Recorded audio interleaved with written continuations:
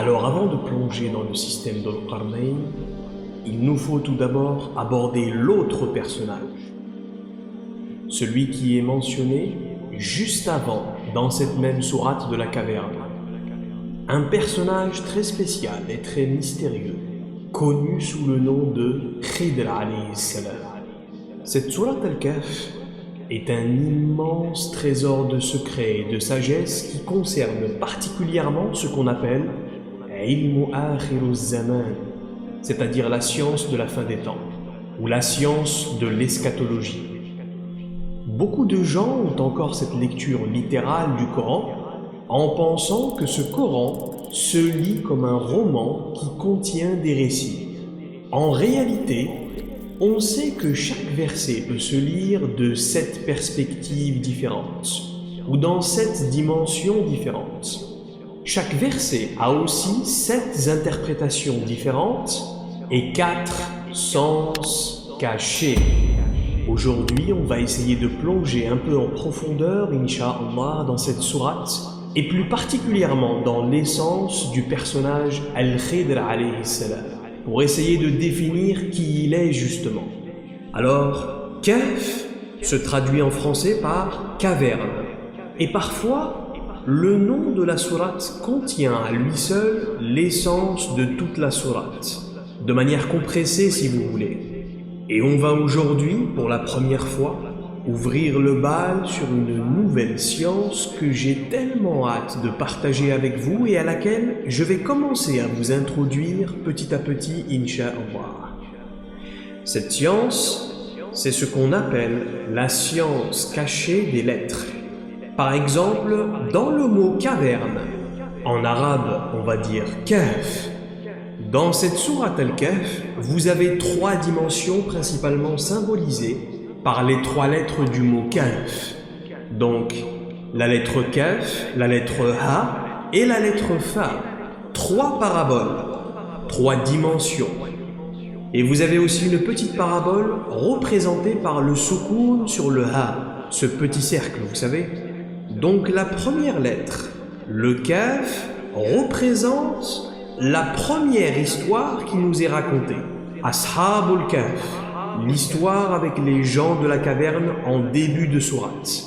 Le soukoun sur le Ha, lui, représente la parabole des 2 hommes qui avaient chacun une terre agricole. Ensuite, on a le Ha qui, lui, représente celui qui est dans le Ha, Al-Khidr alayhi salam. Et la dernière lettre, le Fa, représente le récit avec Dhul-Qarnayn alayhi salam, qu'on développera dans une autre conférence, Inch'Allah. Remarquez que dans la prononciation de Kahf, Kahf, Kahf, vous avez un souffle qui entre dans la poitrine puis ressort. Il y a une dimension profonde ainsi qu'une dimension extérieure. Le son commence dans la bouche avec la détonation du Kahf entre la langue et le palais. Puis ce son va descendre dans la poitrine en profondeur avec le Ha à travers la gorge. Puis de nouveau, ce même souffle vient remonter à la surface par le Fa sur le bout des lèvres. Et cette simple trajectoire du son symbolise déjà les gens de la caverne qui entrent dans la grotte et en ressortent, subhanallah.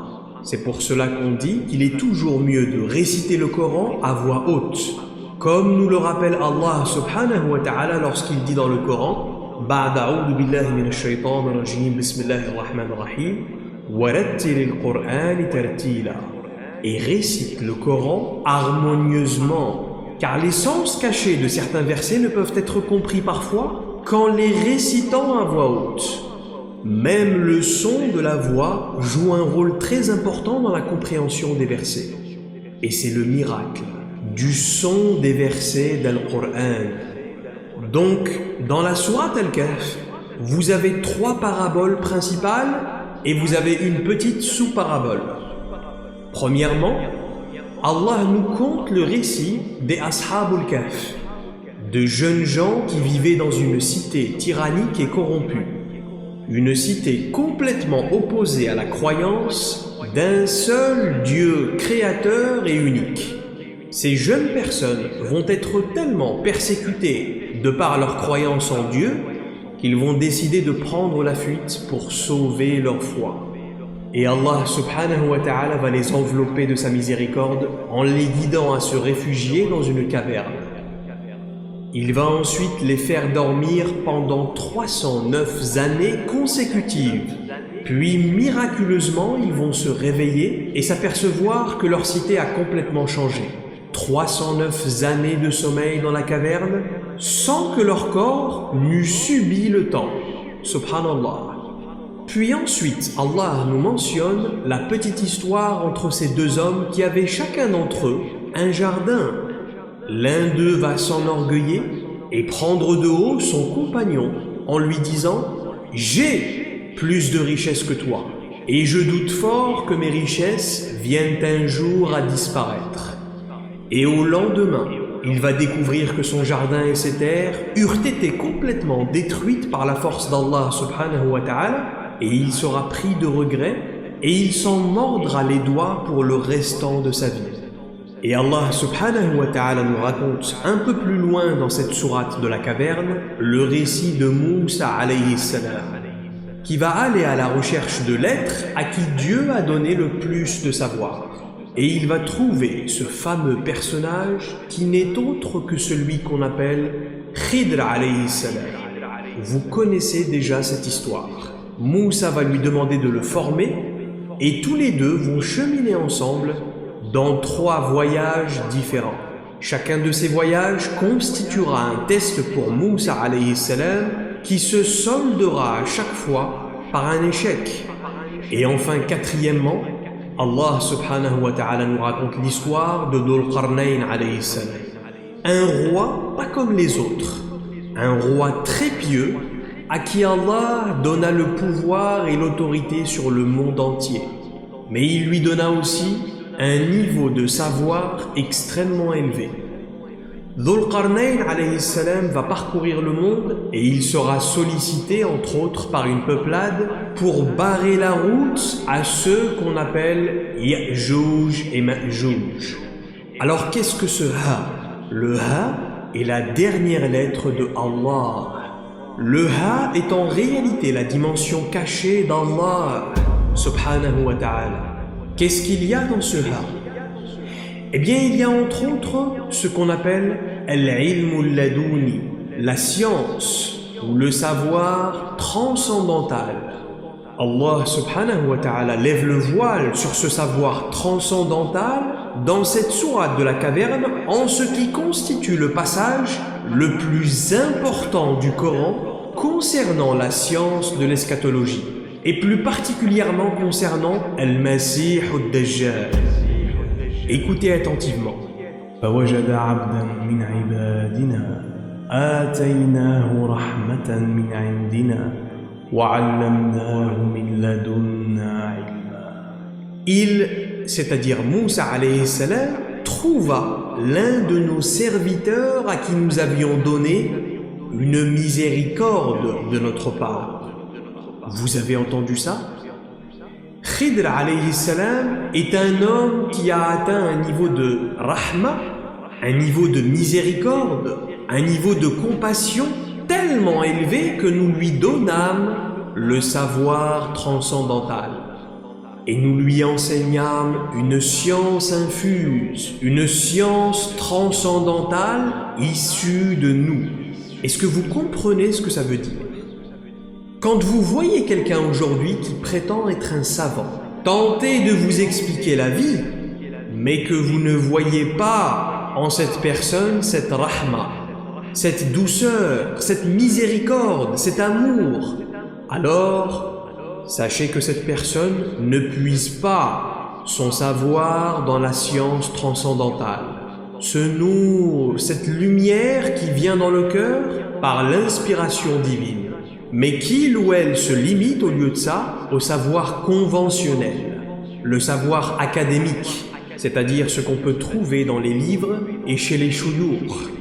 Et malheureusement pour vous, les adeptes du savoir académique et conventionnel, notre époque actuelle c'est-à-dire Akhir az-Zaman, est une époque dans laquelle seul l'érudit savant qui possède ce nour dans le cœur, cette rahma, qui permet de percevoir les réalités au-delà des apparences, sera en mesure de lire entre les lignes des événements qui arrivent pour y déceler l'empreinte d'Al-Masih ad-Dajjal. À notre époque, la plupart des gens font d'abord des études en espérant obtenir la rahma plus tard. Mais le problème, c'est qu'une fois leurs études terminées, le savoir qu'ils ont acquis les a déjà rendus arrogants. Et cette rahma, cette miséricorde, cette douceur ne pénètre pas dans les cœurs habités par l'arrogance. Allah subhanahu wa ta'ala nous enseigne que c'est l'inverse justement. Ces êtres à qui il a donné la compréhension profonde des choses, et d'ailleurs Khidr alayhi salam n'est qu'un homme parmi ceux-là. Il y en a d'autres. 124 000 awliya Allah demeurent sur terre en permanence. Quand l'un d'entre eux meurt, un autre le remplace parmi la création d'Allah. Et Allah nous les décrit en disant qu'ils ont atteint un certain niveau de rahma. Et vous savez très bien que la rahma, par définition, c'est Sayyidina Muhammad sallallahu ta'ala alayhi wa ala alihi wa sahbihi wa sallam. وَمَا أَرْسَلْنَاكَ إِلَّا رَحْمَةً لِلْعَالَمِينَ. Ô Muhammad, nous ne t'avons envoyé qu'en tant que miséricorde pour les univers. Ce qui veut dire que ceux-là ont une certaine proximité et un certain amour pour Muhammad sallallahu alayhi wa sallam. Et en conséquence de cet amour, وَعَلَّمْنَاهُ مِن لَّدُنَّا عِلْمًا. Nous lui enseignâmes de notre science transcendantale. Qu'est-ce que ce ilmul laduni exactement? Il ne s'agit pas d'une science mathématique, ou de médecine ou de psychologie. Non, il s'agit de ce savoir divin qui coule dans les océans des sciences et des connaissances célestes. Quand Allah subhanahu wa ta'ala donne, il donne. Et à partir de là, toute une science du perfectionnement du comportement va commencer à se déplier dans ce dialogue. Les bonnes manières, ce qu'on appelle le adab, c'est-à-dire le comportement approprié aux situations. Al-akhlaq. Innama bu'ithu li'utammima makarim al-akhlaq, a dit le prophète Muhammad sallallahu alayhi wa sallam. Je n'ai été envoyé que pour compléter, pour parachever le chemin de l'excellence dans le comportement. Donc la tradition de l'islam tout entière n'est que al-akhlaq finalement. Celui qui vous dit qu'il aime Allah et son prophète et qui prétend cheminer spirituellement alors qu'il a un comportement absolument dégueulasse envers les uns et les autres, en ayant conscience qu'il cause du tort mais sans jamais chercher à réparer ses erreurs et à se remettre en question, alors vous savez que vous avez en face de vous un charlatan. Car la quintessence de cette tradition spirituelle, c'est l'excellence dans le comportement.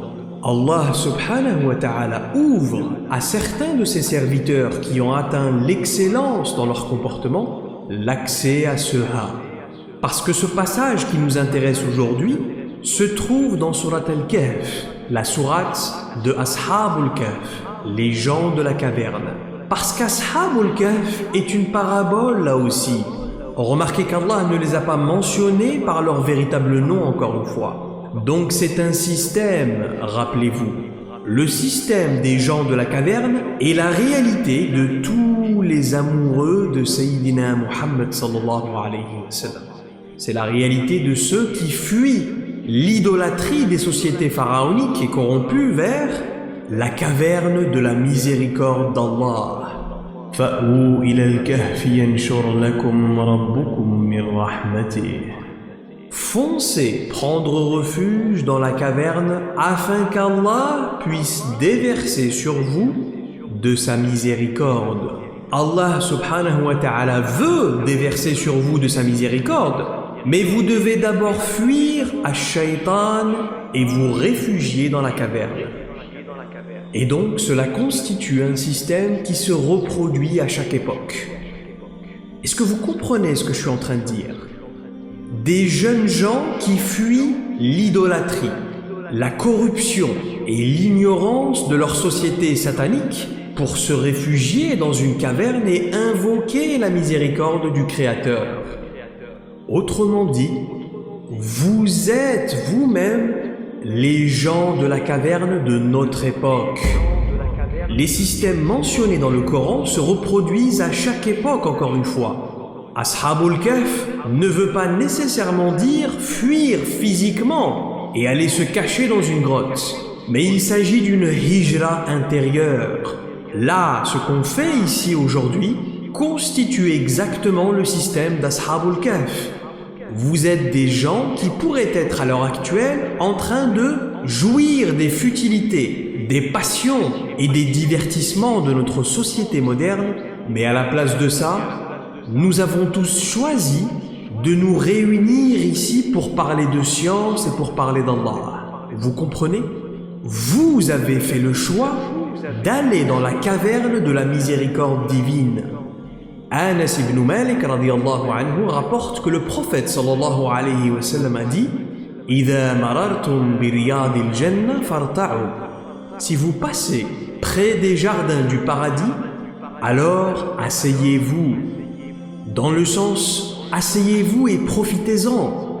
Et les compagnons posèrent la question « Mais que sont les jardins du paradis, ô messager d'Allah ?» Et Rasulullah sallallahu alayhi wa sallam va répondre « Hilaqud dhikr » les cercles de dhikr, autrement dit les assises de rappel du divin. Les assises où le Créateur est mentionné. Et dans un autre hadith, le prophète sallallahu alayhi wa sallam a dit « Ma jalasa qawman yadhkuruna Allah illa haffathumul malaika » Quand des gens s'assoient ensemble pour se rappeler du Créateur, des anges viennent les envelopper. Subhanallah.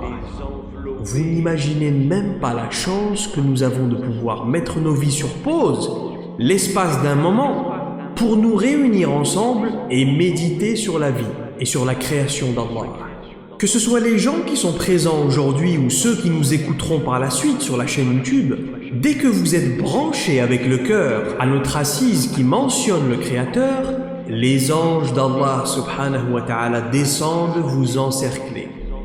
Donc, profitez-en pour faire des invocations pendant qu'on est encore en présence de ces anges. Peut-être que l'un d'entre eux emportera avec lui votre requête auprès d'Allah et qu'elle sera exaucée rapidement, Inch'Allah.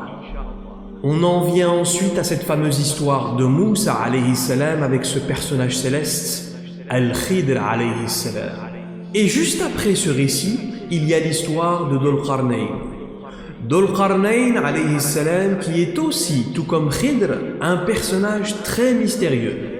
Sachez d'abord que dans les tafassirs, on ne trouve pas nécessairement de lien entre Khidr et Dhul Qarnayn, malgré que Dhul Qarnayn est mentionné juste après Khidr alayhi salam dans cette même sourate Al-Kahf. Mais en réalité, il y a un lien direct, un lien de parenté entre les deux.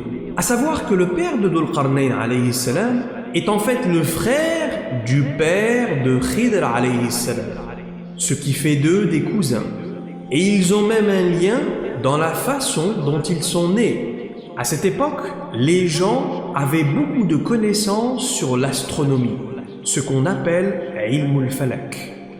Aujourd'hui, on croit être au top de la science de l'astronomie, mais sachez qu'en réalité, on ne sait pas grand-chose. Les plus grandes agences spatiales aujourd'hui, telles que la NASA, n'étudient en fait que l'astronomie physique. Mais il y a aussi une autre science de l'astronomie, l'astronomie métaphysique, l'astronomie spirituelle. En réalité, il existe beaucoup plus que ce qu'on peut voir aujourd'hui dans l'univers. Le père de Khidr alayhi salam était lui aussi très savant dans la science de l'astronomie. Et il avait émis l'intention d'attendre un moment bien spécifique en termes de positionnement des étoiles dans le ciel pour aller visiter sa femme pour concevoir leur enfant. Le père de Khidr savait que si un enfant était conçu à ce moment-là, avec cet alignement des astres, il finirait par devenir un illustre homme qui aurait énormément de succès dans sa destinée. Avec Dhul Qarnayn alayhi salam, c'est la même histoire. Tout comme son frère, le père de Khidr, le père de Dhul Qarnayn, lui aussi, observait les étoiles en attendant un moment très spécifique pour visiter sa femme. Et subhanallah, Allah va exaucer les deux pères en leur donnant tous les deux chacun un fils extraordinaire. L'un dans le monde matériel et l'autre dans le monde invisible. Subhanallah. C'est la façon d'Allah de déployer son plan divin. Anta turid wa ana urid, wallahu yaf'alu ma yurid. Tu as ta volonté et Allah a sa volonté, mais au final, il ne se manifestera que la volonté d'Allah. Mais malgré ça, Allah subhanahu wa ta'ala vous récompensera pour votre intention, pour votre effort et pour avoir cherché la science et la connaissance. Finalement, Allah les a quand même exaucés. Mais en revanche, c'est lui qui va tracer les destinées de Dhul Qarnayn et de Khidr, alayhimus salam, et il va en faire ses propres outils divins. Donc l'histoire commence immédiatement à l'issue d'un discours extraordinaire que venait de donner Moussa alayhi salam en public. Un petit groupe de vieux rabbins des Banu Israël va venir le voir juste après son prêche pour lui demander « Ô Moussa, es-tu l'homme le plus savant de notre époque ?» Et Moussa alayhi salam, au lieu de dire « Allahu a'lam » Dieu sait mieux, il va leur répondre par l'affirmatif. Naturellement, car il est Kalimullah, il est celui qui avait le privilège de converser directement avec Allah. Si vous et moi avions la possibilité de parler avec Allah directement et d'avoir des réponses de sa part, on se sentirait pousser des ailes. Logiquement, tout comme Moussa, on répondrait oui à cette question. Et immédiatement, Allah va interpeller son prophète et il va lui dire « Non, ô Moussa, tu n'es pas le plus savant de mes serviteurs. » Et Moussa va être profondément choqué et il va demander « Ô Allah, montre-moi qui il est, celui à qui tu as donné plus de savoir qu'à moi, moi ton prophète, à qui tu parles directement. » Et Allah tabaraka wa ta'ala va lui répondre « Ô Moussa, si tu veux le rencontrer, tu dois d'abord te purifier. » Et il va ordonner à Moussa d'entrer en retraite spirituelle pendant 40 jours. 40 jours de khalwa complète dans laquelle il ne fera que jeûner et prier avant de pouvoir rencontrer Khidr alayhi salam. Et de cette façon, Allah était en réalité en train de lui enseigner l'humilité de la hiérarchie, au-delà de son statut de prophète. Moussa alayhi salam était très surpris, se purifier, mais il est le prophète de cette époque. Qui est plus pur que l'âme d'un prophète? Et qui plus est, Moïse n'était pas n'importe quel prophète. Il faisait partie des 5 grands prophètes, ceux qu'on appelle Ulul Azm. Et le voilà qu'il doit d'abord se purifier pendant 40 jours pour pouvoir rencontrer un simple serviteur de Dieu. Ce qui vient illustrer un contraste surprenant dans cette histoire. Regardez à quel point Khidr alayhi salam est pur, subhanallah.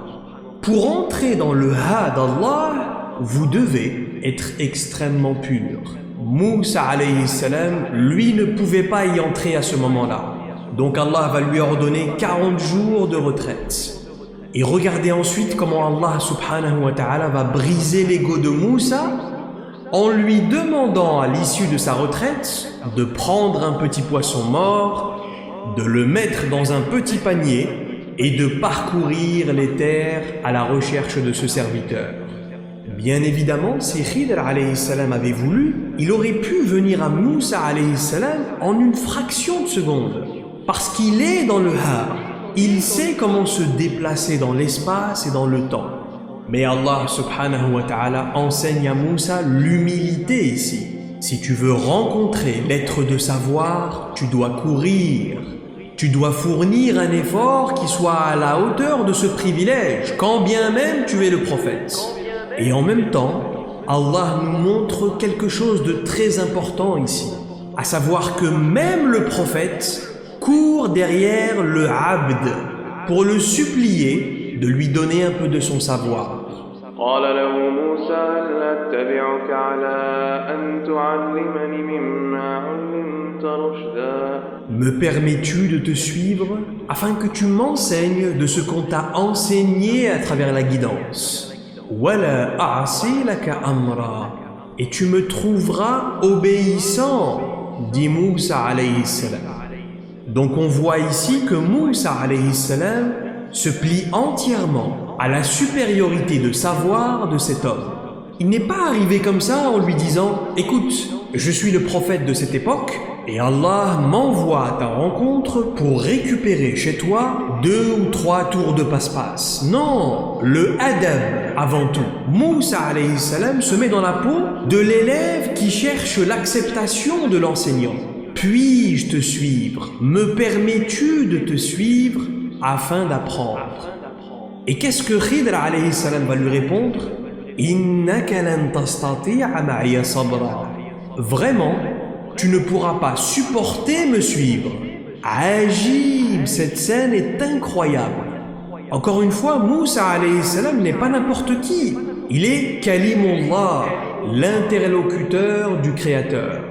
S'il y a quelque chose qu'il ne sait pas, il n'a qu'à fermer les yeux, diriger son cœur vers Allah et lui poser la question directement. Et le Créateur des terres et des cieux lui répond immédiatement, s'il le veut bien sûr. Mais en réalité, Sayyidina Khidr est ici en train de définir les paramètres et les caractéristiques de adab et de akhlaq entre l'enseignant et l'élève. Tu ne sauras pas rester patient avec moi. Tu n'as pas ce qu'il faut. Parce que je pratique un niveau de savoir que tu n'as pas, quand bien même tu es le prophète de cette époque. Et je sais que tu crois être très savant.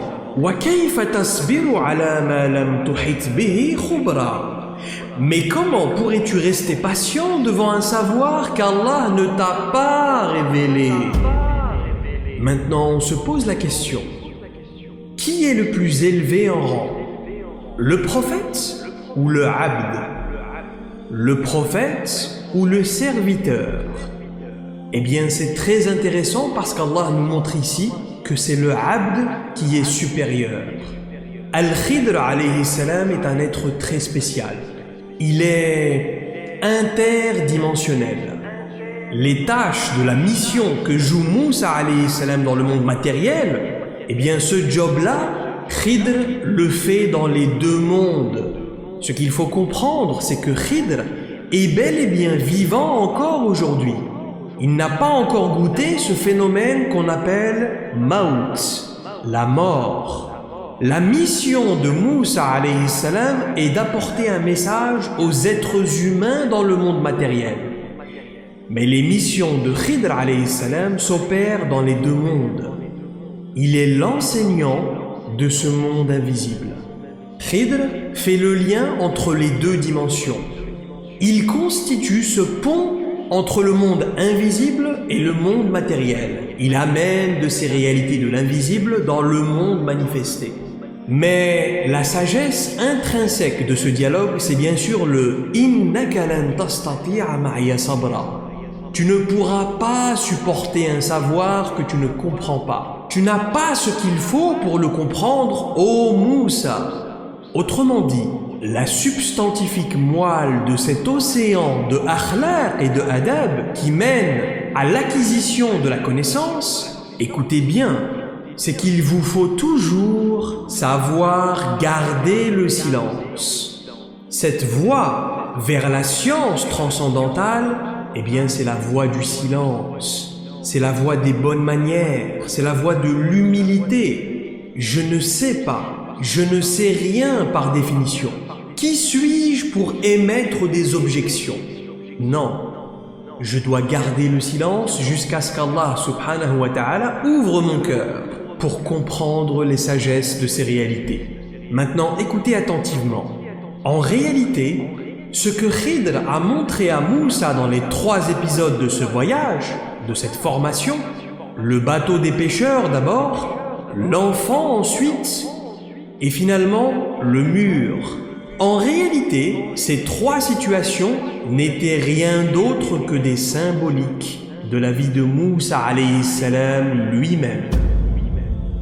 Ces trois situations différentes n'étaient que trois différentes paraboles qui représentaient à chaque fois trois différentes périodes de la vie de Moussa alayhi salam. Mais à chaque fois, Moïse n'a rien vu. Il n'a fait que se plaindre pendant tout le voyage, alors qu'il est Kalimullah. Et que sommes-nous par rapport à Nabi Moussa alayhi salam? Absolument rien. Mais Allah subhanahu wa ta'ala nous permet à travers ce dialogue de contempler son expérience avec Khidr et d'en tirer des leçons extraordinaires. As-salatu was-salamu ala Sayyidina Moussa wa ala alihi. Maintenant, avant de continuer, j'aimerais bien définir l'identité de Khidr alayhi salam. Son véritable nom est en réalité Balya ben Malkan ben Fallah ben Aber ben Shalih ben Arrah ben Sam ben Nuh alayhi salam. Et oui, il était de la 6e génération de la descendance du prophète Nuh alayhi salam, le prophète Noah. Les gens l'ont surnommé Al-Khidr, qui se traduit par le verdoyant, car l'endroit où il mettait les pieds devenait verdoyant, subhanallah. La première fois que cela s'est produit, il est apparu sur une île déserte sur laquelle il n'y avait aucune végétation, et la verdure a commencé à pousser sous ses pieds. Pourquoi? Quelle est la nature de ce phénomène? Quel est son secret? Eh bien, c'est à cause de son niveau de pureté. En réalité, sa constitution cellulaire et atomique n'est pas exactement la même que la nôtre. Vous allez découvrir un peu plus tard, Inch'Allah, ce qui s'est passé avec Khidr. Alors, quel niveau de savoir avait cet homme, Balya ben Malkan alayhi salam? Les historiens racontent que Balya ben Malkan a été éduqué dans son enfance par un très vieil homme extrêmement sage qui lui a enseigné les sagesses et les sciences cachées de la création. Et Balya était un jeune garçon toujours extrêmement intéressé par les sciences. Et il demandait toujours à Allah subhanahu wa ta'ala de lui accorder encore plus de savoir. Rabbi zidna ilma. Ce que cherchait vraiment Khidr, son but ultime dans la vie, et même celui de son père et de ses ancêtres prophètes, alayhimus salam, toute cette lignée partageait en fait le même rêve, qu'il se transmettait génération après génération.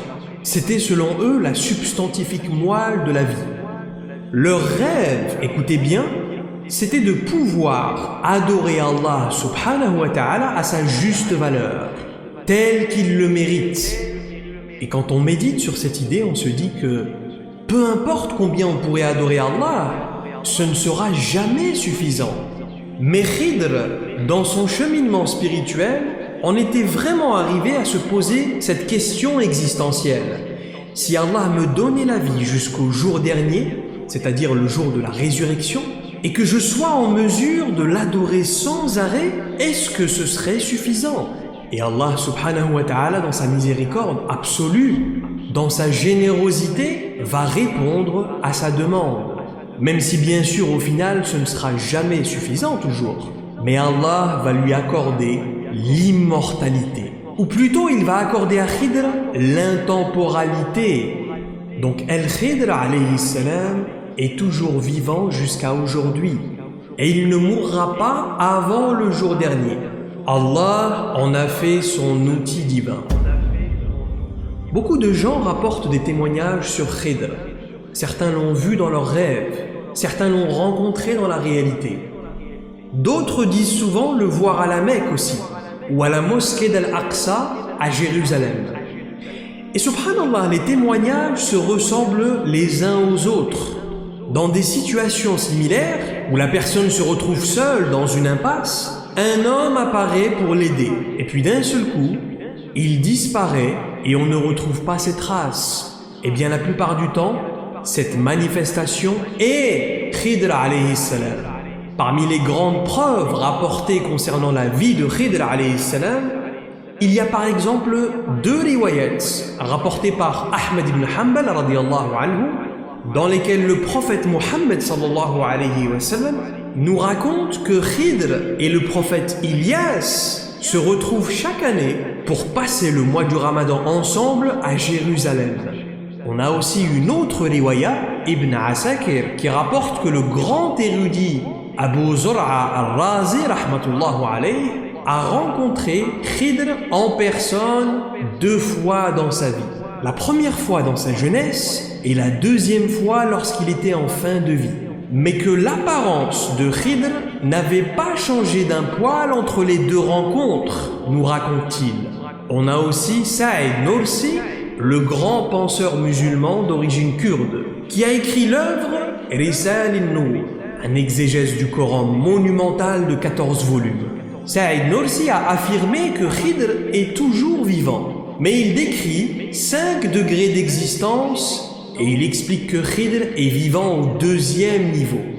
Beaucoup de ulama reconnaissent le fait que certaines personnalités comme Khidr, comme Idris, comme Ilyas alayhimus salam, sont des personnalités auxquelles Allah subhanahu wa ta'ala a octroyé une existence en dehors de l'espace-temps. Et les ulama s'accordent pour dire que ces personnalités mystérieuses peuvent être présentes à différents endroits en même temps, comme elles peuvent apparaître à différentes époques. Ces personnages ne sont pas assujettis aux restrictions d'espace et de temps comme le reste de l'humanité. Effectivement, ils peuvent boire et manger de notre nourriture s'ils en ont envie, mais ils ne sont pas contraints de le faire comme nous. Awliya'ullah sont ceux qui, à travers leurs pratiques contemplatives, dévoilent par la permission d'Allah les réalités et les secrets de la création. Et ces mêmes Awliya'ullah sont unanimes dans leurs témoignages lorsqu'ils nous racontent leurs aventures avec Khidr. Tous disent qu'il est bel et bien vivant dans cette dimension supérieure. Il y a même un niveau spirituel qu'ils appellent Maqam Khidr, la station spirituelle de Khidr alayhi salam. Lorsqu'un wali atteint ce niveau, il reçoit directement le savoir et les instructions de Khidr alayhi salam lui-même. Et ce qu'il se passe très souvent, c'est que celui qui atteint ce maqam et qui l'incarne est confondu à partir de là par les autres avec Khidr alayhi salam. Ce personnage, appelé Al-Khidr, est unanimement décrit comme un homme d'apparence jeune, mais avec une longue barbe entièrement blanche. Et cela pourrait s'expliquer par le fait que lorsqu'un être s'extirpe de la dimension du temps par la volonté et par la permission d'Allah, il demeure dans une enveloppe corporelle qui a en apparence un âge de 33 ans. D'ailleurs, le prophète Mohammed sallallahu alayhi wa sallam nous a dit que la vie éternelle s'incarne dans des corps de 33 ans. Il a dit que les habitants du paradis auront tous des enveloppes corporelles d'apparence d'un âge de 33 ans.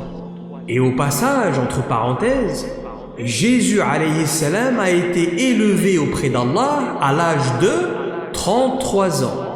Et on a aussi le grand savant Abu Bakr al-Bayhaqi, rahmatullahu alayhi, qui nous rapporte que Al-Khidr alayhi salam était présent aux funérailles de Sayyidina Muhammad sallallahu alayhi wa sallam. Mais il raconte qu'il ne fut reconnu parmi les gens qui étaient présents que par Ali ibn Abi Talib. Al-Khidr alayhi salam avait l'apparence ce jour-là d'un jeune homme avec un charisme très puissant, extrêmement beau et élégant, avec une longue barbe blanche. Il s'approcha et se faufila derrière les gens présents jusqu'à atteindre le corps du prophète sallallahu alayhi wa sallam qui était allongé. Et il commença à ce moment-là à pleurer. Il se tourna ensuite vers la famille du prophète et vers ses compagnons et il leur présenta ses condoléances. Dans une autre riwaya, Khidr alayhi salam va rencontrer Ali devant la Kaaba et il va lui conseiller de réciter une invocation extrêmement importante après chaque prière obligatoire. On trouve aussi l'imam Ja'far as-Sadiq, salamullah wa ridwanuhu alayhi, qui nous rapporte dans son kitab al-Kafi qu'après être entré dans l'enceinte de la Kaaba une fois, Ali et ses 2 fils, Al-Hassan et Al-Hussein, radiyallahu wa salamuhu alayhim, eurent été interpellés par un très bel homme extrêmement bien habillé qui leur posa une série de questions. Et Al-Hassan, le grand frère, va répondre à toutes les questions de l'homme. Puis le mystérieux personnage va leur dire à ce moment-là qu'il témoigne que Muhammad est le messager d'Allah et que ces Ahlul Bayt sont bel et bien les héritiers de son message. Et Ali va demander ensuite à son fils Al-Hassan de pister la direction qu'avait pris l'homme en les quittant, mais lorsqu'Al-Hassan retournera auprès d'eux, il dira qu'il ne trouva aucune trace pour le pister. Et leur père, Ali karamallahu wajhu, va leur expliquer qu'il s'agissait en fait de Khidr alayhi salam. وَإِذْ قَالَ مُوسَى لِفَتَاهُ لَا. Et quand Moussa dit à son valet, qui était en fait Yusha alayhi salam, Josué, أَبْرَحُ حَتَّى أَبْلُغَ مَجْمَعَ الْبَحْرَيْنِ أَوْ أَمْضِيَ حُقْبًا. Je ne m'arrêterai jamais jusqu'à ce que je trouve le croisement des deux océans. Regardez combien Khidr alayhi salam était important, subhanallah.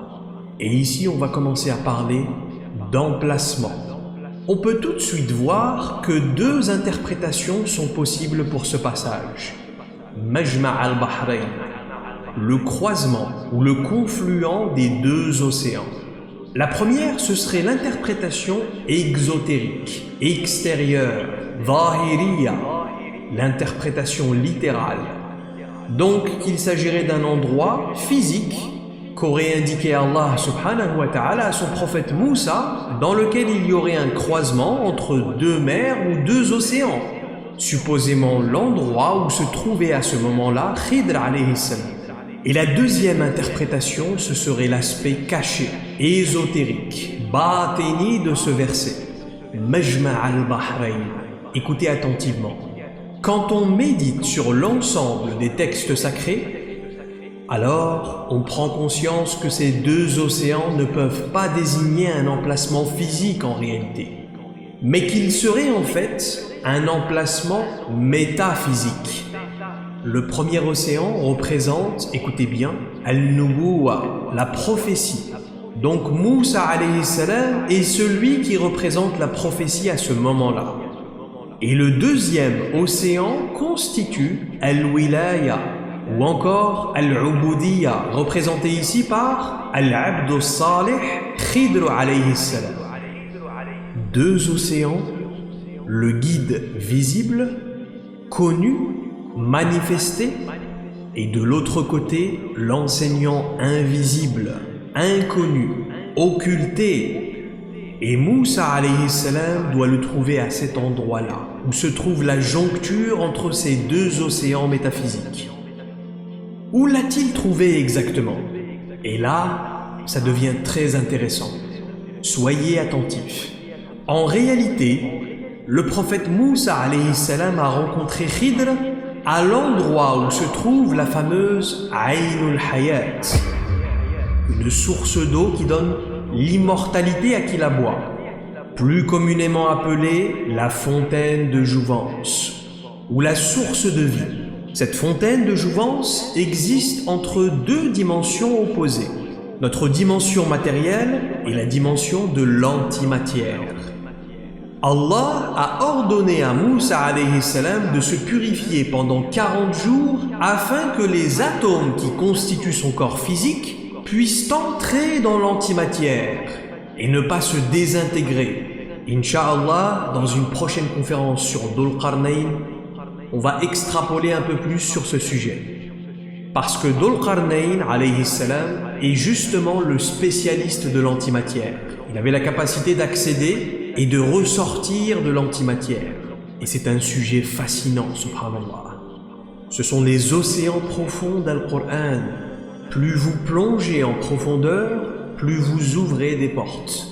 Moussa alayhi salam, le prophète de cette époque, représente à ce moment-là Ilmun Nubuwa al-Kamil, les sciences prophétiques concrètes, c'est-à-dire le premier océan. Et Khidr de son côté, Al-Abd Salih, celui qui est dans le Ha, incarne lui les sciences intérieures, les sciences infuses. Al-Ilmul Laduni, le deuxième océan. Donc Ilmun Nubuwa ou Ilmul Wilaya sont les deux océans. Majma' al-Bahrain, le confluent des deux océans, est l'endroit où ces deux océans se rejoignent.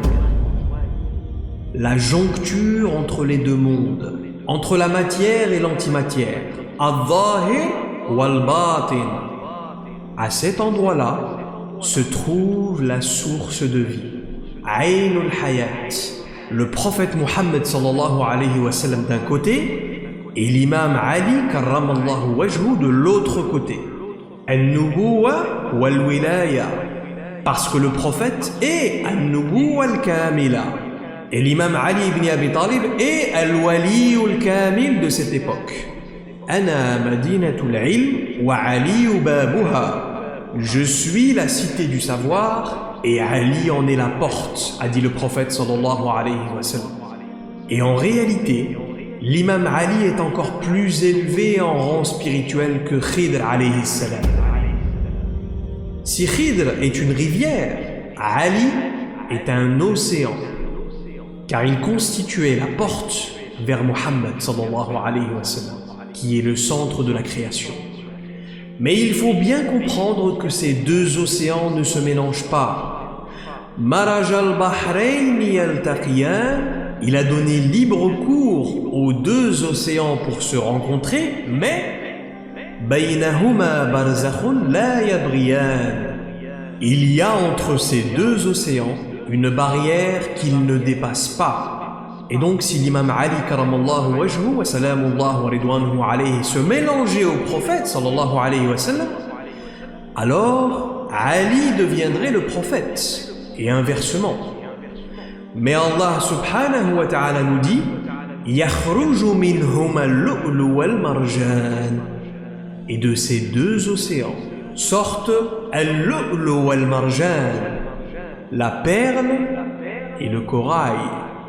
Pourquoi est-ce que le jour où Fatima az-Zahra, salamullahu wa ridwanuhu alayha, la fille du prophète sallallahu alayhi wa sallam, avait atteint l'âge de se marier, tous les hommes de la cité ont accouru chez le prophète pour demander sa main? Omar ibn al-Khattab, Abu Bakr as-Siddiq, Uthman ibn Affan, etc., etc., etc. Tous sont entrés chez le prophète ce jour-là pour demander la main de sa fille. Et le prophète sallallahu alayhi wa sallam observait l'ange Gabriel alayhi salam qui se tenait à côté de lui à ce moment-là. Et à chaque fois, il leur faisait signe de la tête, négatif. Désolé, il n'y a pas al-idn samawi, la permission divine. Abu Bakr as-Siddiq sort de chez le prophète et les hommes lui demandent « Alors, a-t-il accepté ?» Non. Ensuite vient le tour de Omar, même chose. Puis de Uthman, même résultat. Mais quand Ali est entré, lui, il est rapporté que le visage du prophète sallallahu alayhi wa sallam a immédiatement changé. Il a tout de suite affiché un grand sourire et la permission est descendue à ce moment-là. Muhammad sallallahu alayhi wa sallam, al-Nabi al-Kamil, additionné à Ali, al-Wali al-Kamil, nous donne quoi comme résultat? Quand le sang prophétique qui coulait dans les veines de Fatima az-Zahra s'est mélangé au sang de la sainteté du Wali al-Kamil qui coulait dans les veines de Ali, l'étincelle jaillit. Et cela a donné al-lu'lu wal-marjan, la perle et le corail, al-Hassan wal-Hussein, et toute leur descendance entière jusqu'à l'imam al-Mahdi alayhi salam. Ces deux océans ne se mélangent pas. Le savoir de Muhammad ne se mélange pas au savoir de Ali. Je suis la cité du savoir et Ali en est la porte. Le niveau de conscience de Muhammad sallallahu alayhi wa sallam ne se mélange pas au niveau de conscience de Ali, si vous préférez. Parce que sinon Muhammad prendrait la place du abd et Ali prendrait celle du prophète. Ces deux océans ne se mélangent jamais. Par contre, à leur croisement, jaillit al-lu'lu wal-marjan, perle et corail. Bismillahirrahmanirrahim, wal asri innal insana lafi khusr illa alladhina amanu wa amilu salihat wa tawasaw bil haqq wa tawasaw bis sabr.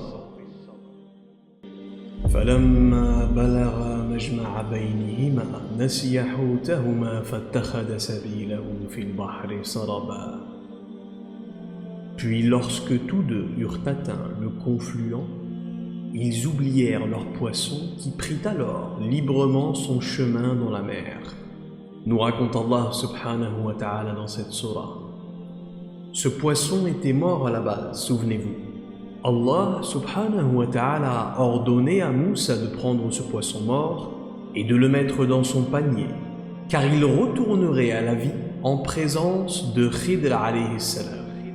Donc ce poisson constitue ici l'instrument qui leur indiquerait qu'ils sont en présence de Khidr. Car souvenez-vous, Al-Khidr alayhi salam porte en lui la source de vie. Cette eau de Ayn al-Hayat qui redonne la vie à toute chose. Ce fameux poisson de Moussa alayhi salam, on va en réalité le retrouver dans la vie d'autres prophètes qui vont arriver plus tard. Qui peut me dire avec quel prophète on retrouve ce poisson de Moussa? Quel prophète est connu pour avoir eu affaire à un poisson? Et c'est le prophète Yunus alayhi salam qui fut avalé par un énorme poisson.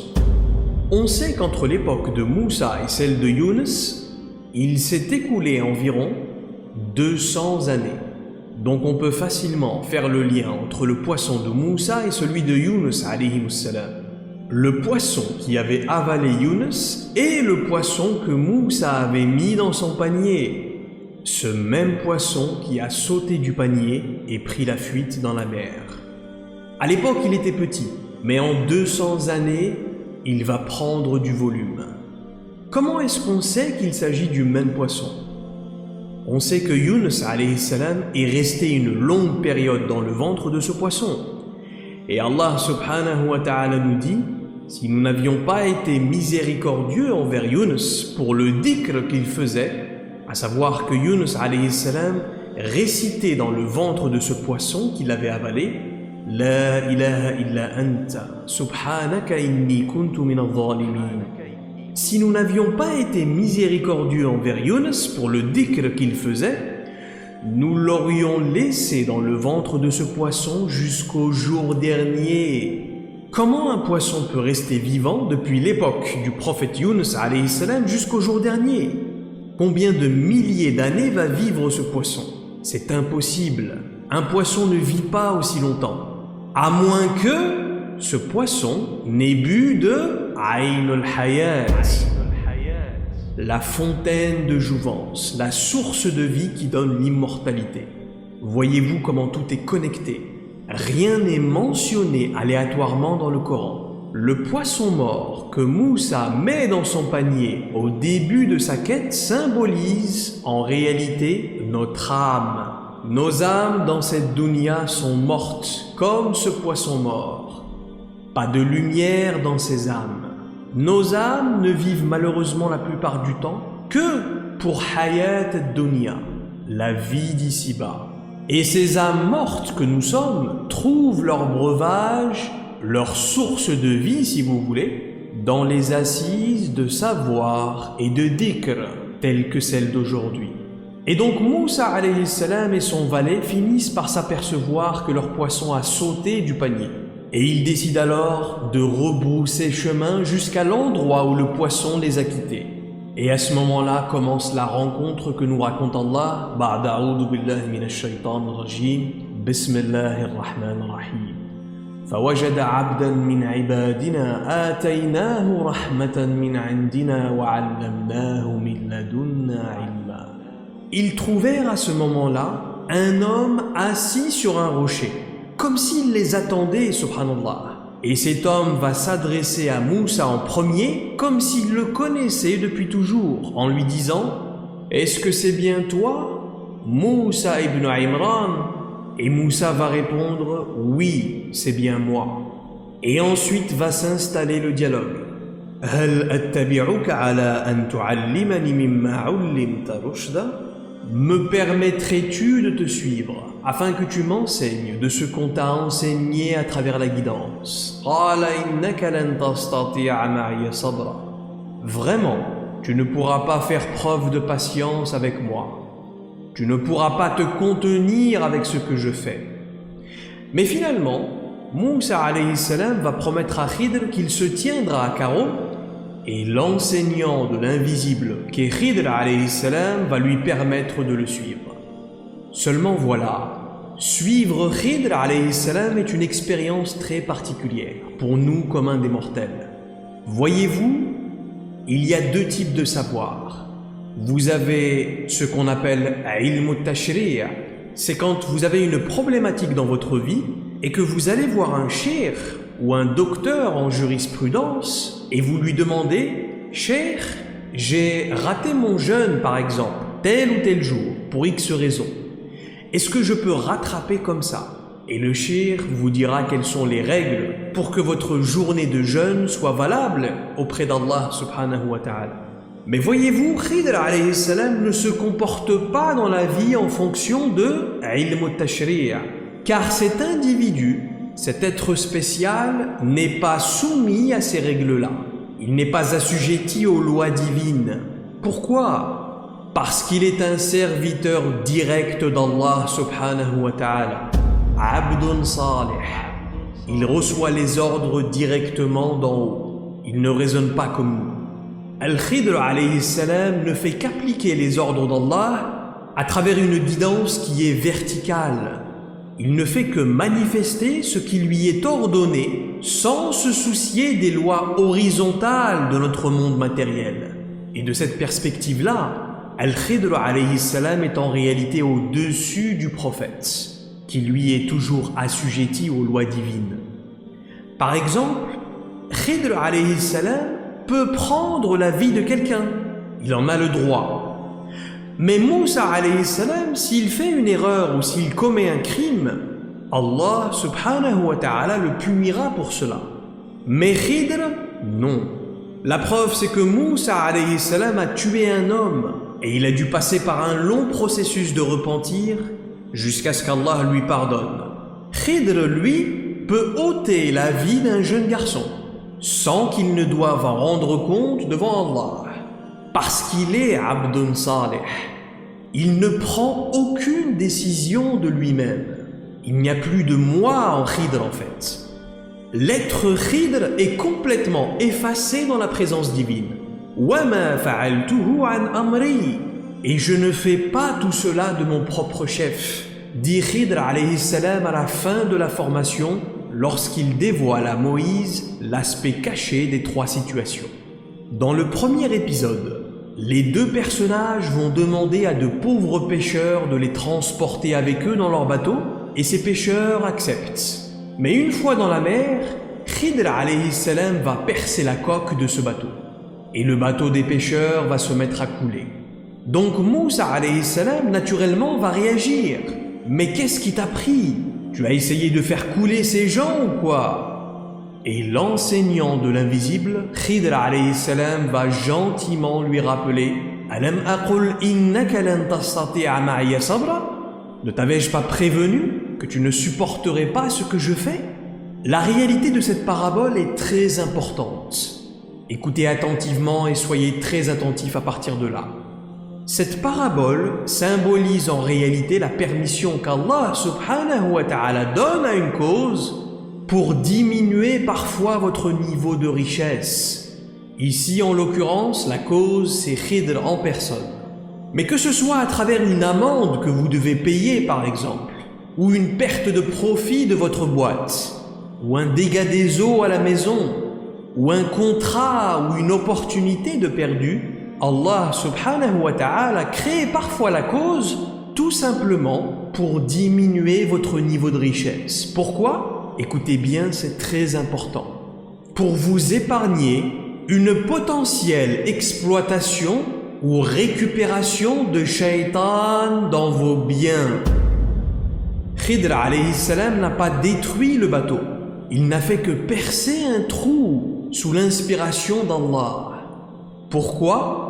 Réponse, parce qu'Allah sait à ce moment-là que Shaitan arrive pour s'emparer de cet avantage que vous avez, de cette richesse ou de cette habilité que vous possédez, pour l'exploiter ensuite et l'utiliser dans son intérêt. Allah subhanahu wa ta'ala sait que Shaitan s'approchait de ces pécheurs pour s'emparer de leurs biens, incarné ici en l'occurrence par ce roi tyran qui dérobait les bateaux des pécheurs. Donc il a inspiré à Khidr alayhi salam de percer la coque de ce bateau et de ce fait, le bateau coulerait et le roi ne le verrait pas. Une fois le roi passé, après quelques jours, les pêcheurs pourront récupérer leur bateau et le réparer pour continuer leur activité. Subhanallah. Et c'est cela le plan divin qu'on ne voit pas. Ce plan caché derrière le rideau. En réalité, cette situation a été montrée à Moussa alayhi salam pour qu'il se souvienne de sa propre vie. Pour qu'il y voie dans cette parabole sa propre mère.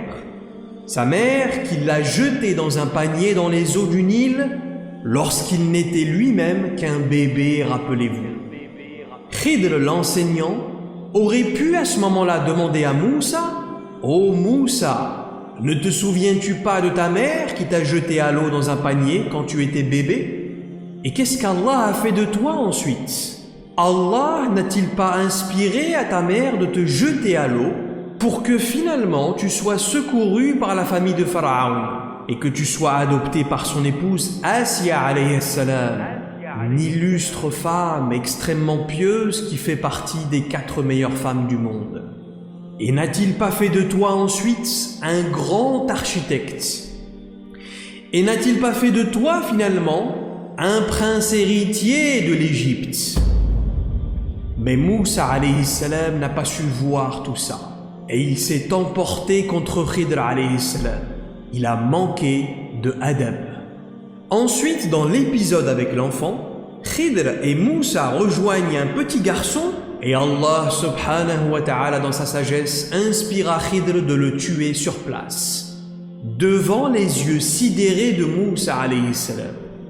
Et bien sûr, Moussa va immédiatement s'insurger. Comment as-tu pu tuer ce jeune garçon ? Une âme aussi pure et innocente. Et de nouveau, Khidr alayhi salam va lui rappeler calmement Alam aqul laka innaka lan tastati'a ma'iya sabra. Ne t'avais-je pas prévenu que tu ne pourrais pas être patient avec ce que je fais ? Moussa alayhi salam était tellement choqué d'avoir été témoin de cette scène, dans le sens, comment est-ce que je peux rester patient alors que tu viens de tuer un gamin ? Et à ce moment-là, Khidr aurait pu lui demander « Et toi, ô Moussa, n'as-tu pas tué un homme en le frappant ?» Et cette histoire nous est racontée dans le Coran, en ce qui signifie « Il entra dans la ville et il y trouva 2 hommes qui se battaient. L'un était de ses partisans et l'autre était un mécréant. فَوَكَزَهُ مُوسَى فَقَضَ عَلَيْهِ » Moussa l'acheva d'un seul coup de poing. Et ensuite il va immédiatement se repentir. قال ربي ظلمت نفسي فاغفر لي. Seigneur, je me suis fait du tort à moi-même. Pardonne-moi. فغفر له. Et Allah va lui pardonner. Cette parabole avec l'enfant tué par Khidr représente cet épisode de la vie de Moussa alayhi salam. Et encore une fois, Moussa nous montre par sa réaction qu'il n'a pas su voir cet aspect caché. Cette parabole qui symbolisait un épisode de sa vie. Je ne me suis pas rappelé que j'ai moi-même tué un homme. Je n'ai pas su voir que je portais en moi ce péché. Alors comment pourrais-je juger Khidr dans sa mission pour Allah subhanahu wa ta'ala ? Il doit forcément y avoir une sagesse derrière, même si je ne comprends pas à l'heure actuelle. Parce qu'encore une fois, il y avait à ce moment-là un conflit intérieur en Moussa alayhi salam. Mais j'ai un haut statut auprès d'Allah. Mais je suis le prophète. Comment se fait-il alors qu'il ait plus de savoir que moi ? Mais comment peut-on apprendre d'un enseignement alors que nous sommes déjà trop occupés à être nous-mêmes ? Si je suis trop centré sur mon ego, comment pourrais-je ouvrir mon cœur à la rahma et au savoir ? Et c'est l'une des raisons pour laquelle Moussa alayhi salam ne pourra pas faire d'intercession complète le jour du jugement. Parce que le seul qui est ma'soum, le seul qui ne porte aucun péché aux yeux d'Allah, c'est Sayyidina Muhammad sallallahu alayhi wa sallam. Tous les prophètes ont quelque chose dans leur kitab. Ils ont tous une tache noire dans leur registre qui fait que leur intercession ne sera jamais complète. Et leurs peuples se rassembleront autour d'eux ce jour-là. Et chacun d'entre eux dira à son peuple, « Je ne peux pas. Je ne peux pas car j'ai des taches noires dans mon kitab.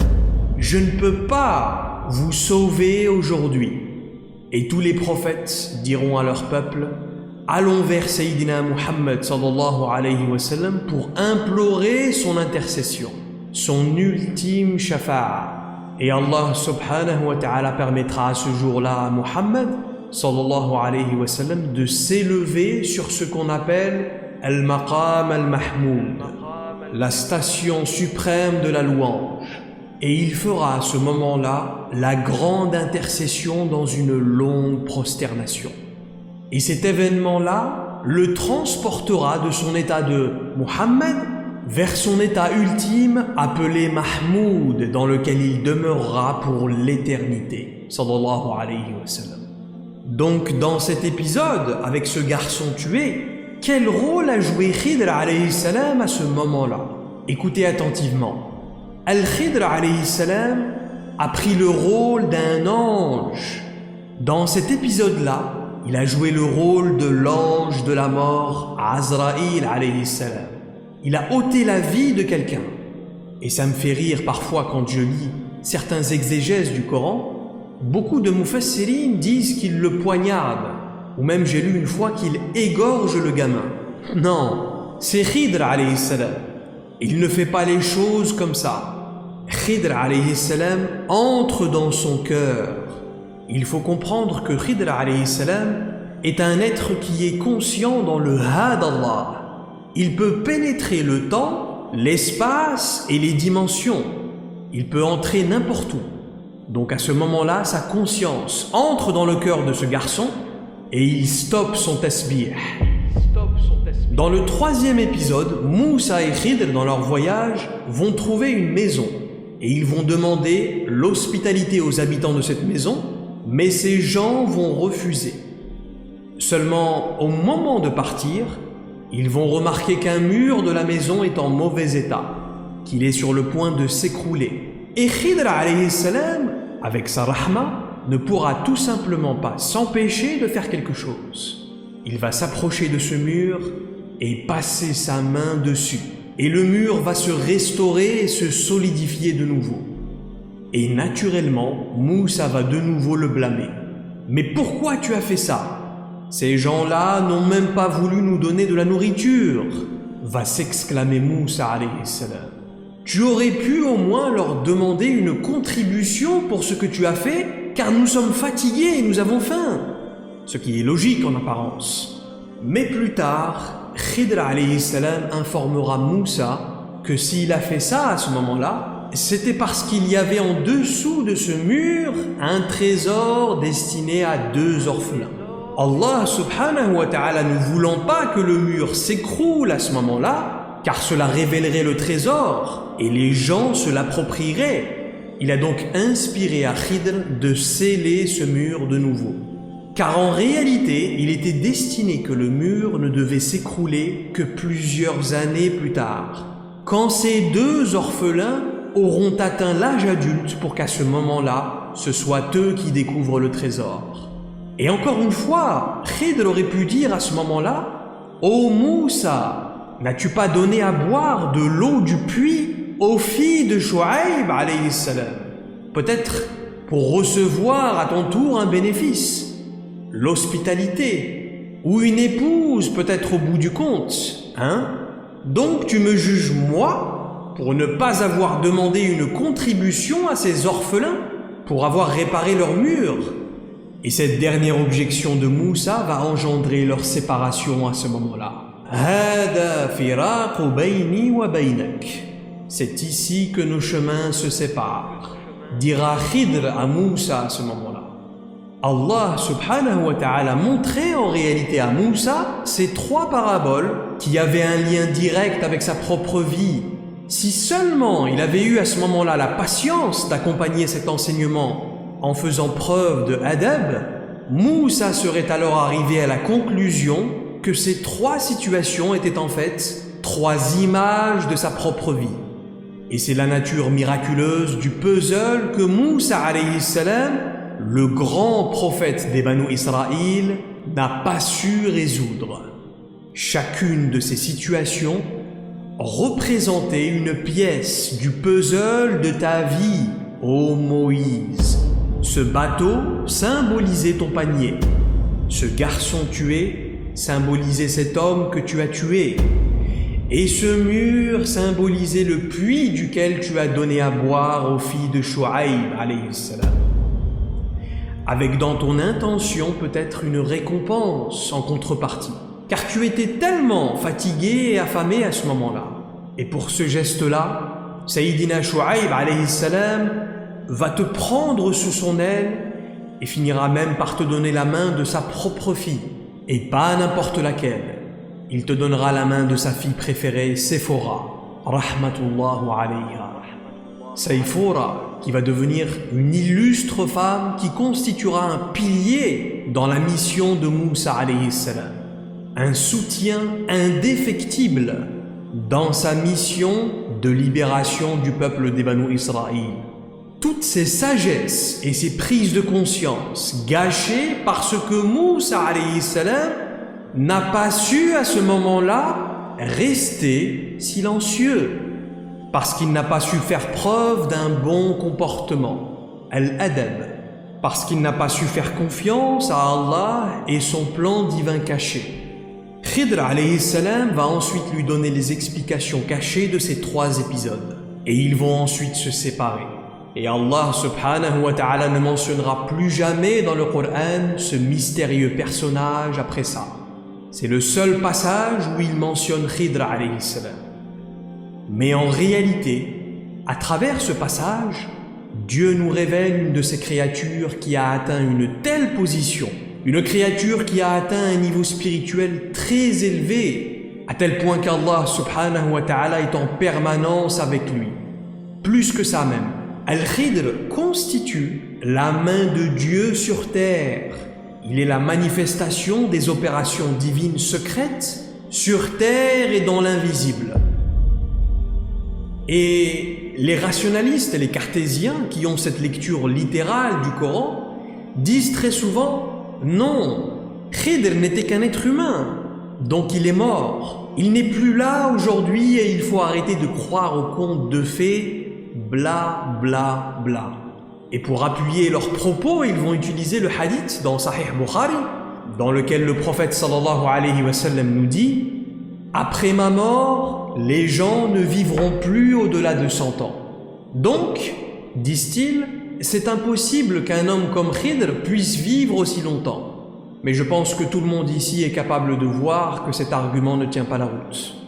Premièrement, puisque Khidr alayhi salam est arrivé avant le prophète Muhammad sallallahu alayhi wa sallam.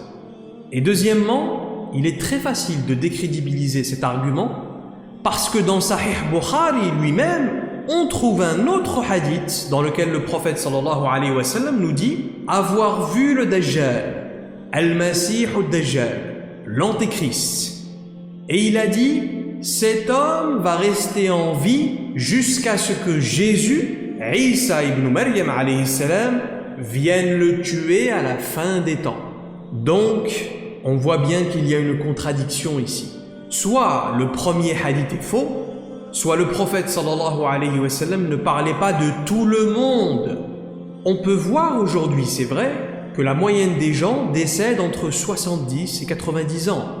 Il y a des gens qui vivent jusqu'à 100 ans et même un peu plus, mais c'est extrêmement rare.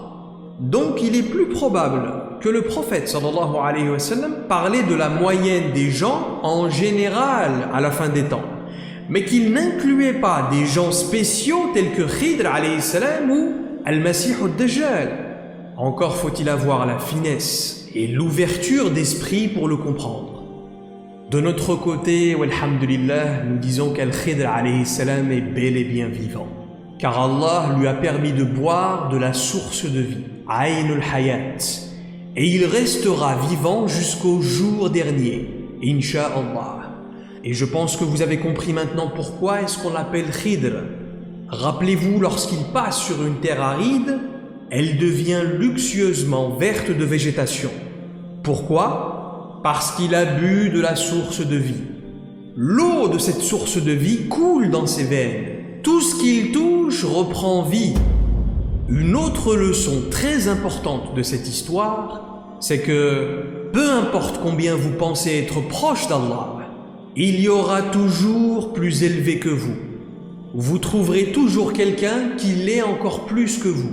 Narfa'u darajatin man nasha wa fawqa kulli dhi ilmin alim. Nous informe Allah subhanahu wa ta'ala. Nous élevons en rang qui nous voulons. Et au-dessus de toute personne qui détient la science et le savoir, il y a un savant supérieur encore. Allah subhanahu wa ta'ala a créé tellement de choses autour de nous dont nous sommes complètement ignorants. Il y a tellement d'histoires de prophètes et de messagers que nous ne connaissons pas aujourd'hui.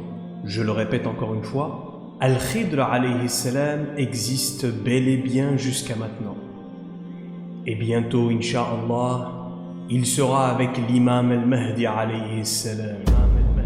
Khidr sera un des personnages les plus influents auprès de Sahib al-Asr wa al-Zaman.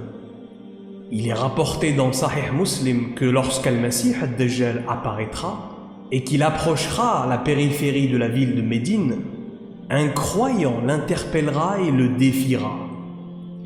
Et en réponse, Al-Masih ad-Dajjal le capturera et lui demandera de reconnaître publiquement qu'il est Dieu Tout-Puissant. Les riwayat racontent que cet homme refusera et en conséquence, le Dajjal coupera son corps en deux. Il séparera littéralement son corps en deux parties. Puis ensuite, il rattachera les deux parties de son corps en donnant aux gens l'illusion qu'il l'a tué puis ressuscité. Et il dira ensuite, « Et maintenant, qui est ton Dieu ?» Ce à quoi l'homme va répondre, « Allah !» Puis le hadith continue en disant que Ad-Dajjal tentera de nouveau après ça de couper son corps avec ses pouvoirs. Mais cette fois-ci, il échouera. Ad-Dajjal se retrouvera dans une situation très embarrassante après cet échec, car il dévoilera sa faiblesse et son incapacité devant ses partisans. Et ce jour, il perdra en crédibilité auprès d'eux à ce moment-là. Selon les chaînes de transmission et les commentaires de ce hadith, cet homme dont parle le prophète sallallahu alayhi wa sallam dans ses hadiths, cet homme qui défiera le Dajjal ce jour-là, ne sera nul autre que Balya ben Malkan, alias Al-Khidr alayhi salam. Maintenant, on a dit, rappelez-vous, que toutes les paraboles dans le Coran sont des systèmes qui se répètent à chaque époque. Alors la question qu'on va poser aujourd'hui c'est, est-ce que le système de Khidr alayhi salam s'applique à l'imam al-Mahdi? Al-Khidr, le Abdun Salih, le serviteur direct d'Allah qui prend les ordres directement à la source et qui les applique froidement. Eh bien non seulement le système s'applique, mais plus que ça même. Al-Mahdi alayhi salam, Sahib al-Asr wa al-Zaman, incarnera le système du serviteur direct à un niveau encore plus poussé, à un rang encore plus élevé que celui de Khidr. Al-Mahdi manifestera le système de Khidr à une échelle totalement différente. Il constituera le Abdun Salih de Dieu à ce moment-là, mais dans une envergure universelle. L'ouverture de la basira d'Al-Mahdi alayhi salam, c'est-à-dire le rang de l'œil de son cœur, et de l'ordre suprême de la basira des prophètes et des awliya alayhi salam, ces êtres qui sont entièrement réalisés. Par exemple, on sait que vous ne pouvez pas mentir à un wali. L'œil de son cœur est comme un détecteur de mensonges. Si un wali vous demande de faire quelque chose et qu'il vous demande plus tard « Est-ce que tu l'as fait ?» alors dites la vérité à ce moment-là. Car si vous ne dites pas la vérité, il le ressentira immédiatement dans son cœur. il ressentira dans la vibration de votre voix un déclin de fréquence. Eh bien, le Mahdi alayhi salam, lui, ce sera encore autre chose. Il n'aura même pas à vous poser la question, parce qu'il saura déjà si vous l'avez fait ou non. Allah subhanahu wa ta'ala dotera le Mahdi de ce qu'on appelle Mizanul Haqq, c'est-à-dire que parmi les inspirations qu'il recevra, il reconnaîtra dans sa basira ce qui provient de Dieu de ce qui ne l'est pas.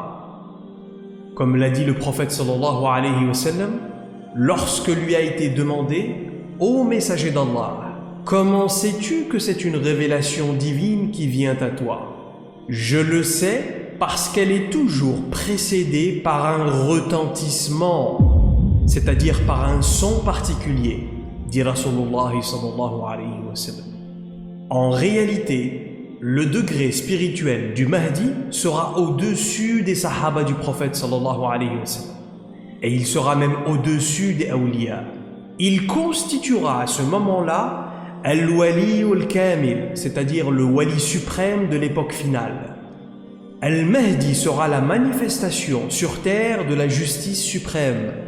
Et de ce fait, Allah subhanahu wa ta'ala lui permettra, pour mener à bien sa mission, de connaître l'ultime intention qu'il y a dans les cœurs des individus. Et c'est uniquement à travers la main de ces hommes qui incarnent le système d'Al-Abd al-Salih, le serviteur direct, tel que Al-Mahdi, tel que Khidr, qu'Allah subhanahu wa ta'ala manifeste sur terre sa justice suprême lorsqu'il décide que c'est le moment du dénouement final. Par exemple, ce jeune garçon à qui Khidr va ôter la vie. C'est extrêmement triste de voir un enfant mourir, on pourrait dire à ce moment-là. C'est tellement dommage, c'est tragique. Mais dans cette histoire, Allah nous dévoile son plan divin derrière la mort de ce jeune garçon. Allah nous permet de voir ce qu'il y avait derrière le rideau. Et il nous raconte que ce décès était en réalité une miséricorde pour tout le monde. La mort d'un garçon, une miséricorde pour tout le monde. Eh oui, premièrement, Allah nous informe que ce garçon allait grandir et finir par devenir un grand tyran. Et vous savez tous quel impact a un tyran sur son peuple. Ce sont des milliers, des dizaines et parfois des centaines de milliers de victimes de sa tyrannie, de sa corruption. Ce sont des centaines de milliers de morts, etc., etc. Et même plus que ça, Allah nous explique que ce garçon aurait eu une telle mauvaise influence sur ses parents qu'ils auraient fini par mécroire en Dieu. Subhanallah. Deuxièmement, cet enfant aurait fini en enfer, certainement. Alors qu'en l'occurrence, avec ce qu'a fait Khidr, la donne a complètement changé pour ce gamin.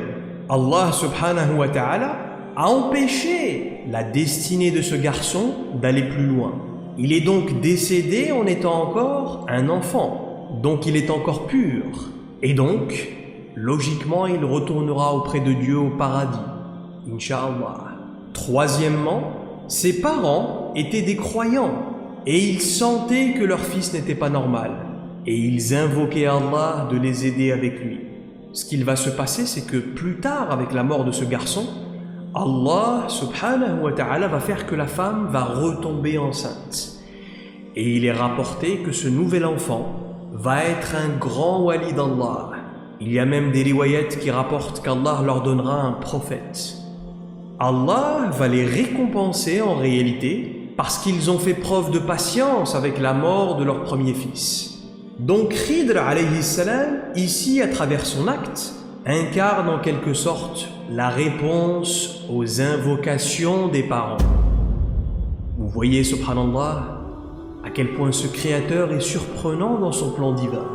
Au final, la volonté d'Allah n'était que miséricorde. Et de la même manière, Al-Mahdi alayhi salam, lorsqu'il apparaîtra, tous les gens de lumière et de vérité n'auront absolument rien à craindre de lui. Qui aura peur de lui à ce moment-là? ceux qui répandent l'injustice et la corruption sur terre. D'une certaine façon, ce personnage eschatologique va incarner un premier jugement sur terre, avant le jugement final. Tous les gens qui patientent aujourd'hui et qui luttent avec sincérité dans le droit chemin, tous ces gens-là seront récompensés en fait par la présence de l'imam al-Mahdi. Les autres en revanche le craindront. Donc, Dhuhur al-Mahdi, l'avènement du Mahdi alayhi salam, sera incha'Allah à la fois le châtiment pour ceux qui ont été injustes et en même temps la miséricorde divine descendue sur terre. Et nous implorons Allah subhanahu wa ta'ala d'illuminer notre discernement, qu'il puisse illuminer l'œil de nos cœurs, afin qu'il nous soit possible de déceler la lumière de l'obscurité dans ce monde d'apparence et d'imposture.